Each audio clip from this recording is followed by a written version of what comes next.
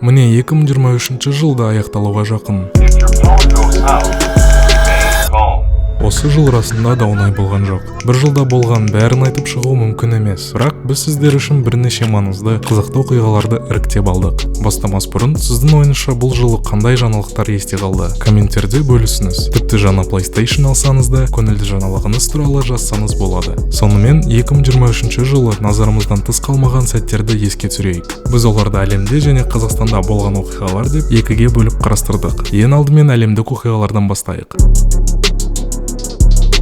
2023 жылы 6 ақпанда таңертең Түркия мен Сирияның шекаралас жерінде магнитудасы 7-8 балдық күшті жер сілкінісі болды. Жер сілкінісі нәтижесінде Түркияның Хатай провинциясында және Сирияның Алеппо аймағында ғимараттар толығымен қиратылды. Түркияда 50 мыңнан астам адам қаза тапты, ал Сирияда 8 мыңнан астам адам мерт болды және көптеген адамдар ауыр жарақаттанды. 18 маусымда Титан батискаф апаты болды. Титан сүңгуір қайығы батып кеткен Титаник лайнерінің сынықтарына қарай 3800 метр тереңдікке сүңгу кезінде аяқ астынан жоғалып кетеді. Іздестіру жұмыстары келесі күні басталды. Бастапқы кезінде экипаждағы адамдар әлі тірі болып, борттағы оттегінің шамамен 4 күнге жетеді деп болжаған. Бірақ 3 күндік іздестіру жұмыстарынан кейін батискафтың сынықтары табылды. Қатты сыртқы қысымның кесірінен сүңгу қайығының жақтауы бір мезетте қиралды, ал бортта болған барлық 5 адам бір сәтте қаза болды.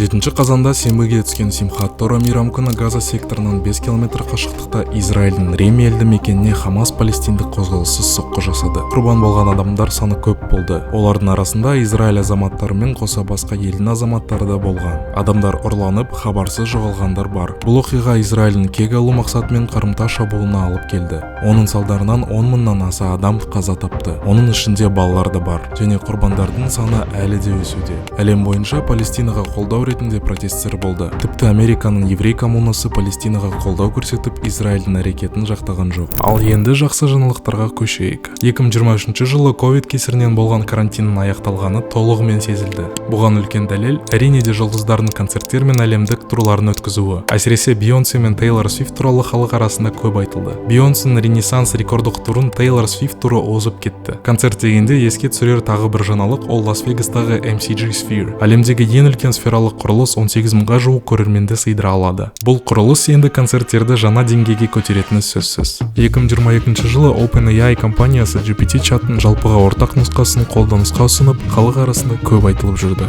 Осыдан кейін қатардан қалып қалмау үшін көптеген басқа компаниялар өздерінің жасанды интеллект жобаларын ұсына бастады. OpenAI да бір орында қалған жоқ. Ол көктемде GPT-4 мен таныстырып, GPT чатты ары қарай жетілдірді. 2023 жылда Қазақстанда өкінішке орай жағымсыз жаңалықтар аз болған жоқ.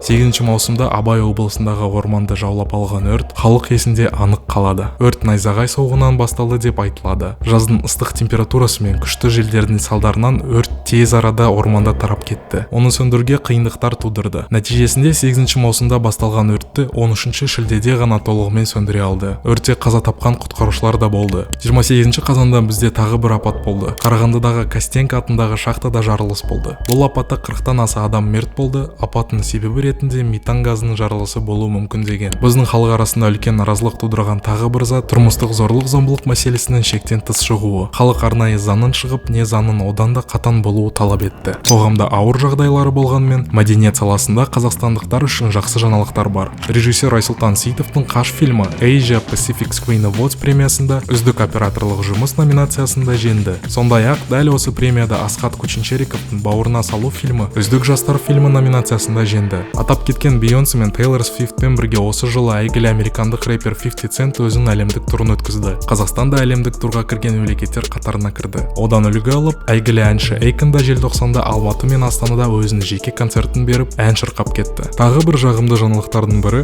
біздің демографиямыздың өсуі. Қазақстандықтар саны 20 миллионға жетті. Бұл расында да жақсы хабар. Себебі демографиямыздың өсуі, еліміздің де өсуі. Міне 2023 жыл біздің есімізден осылай қалды. Келесі 2024 жыл бізге көп қуаныш сыйлайды деп тілейміз. Жаңа жылдарыңыз құтты болсын.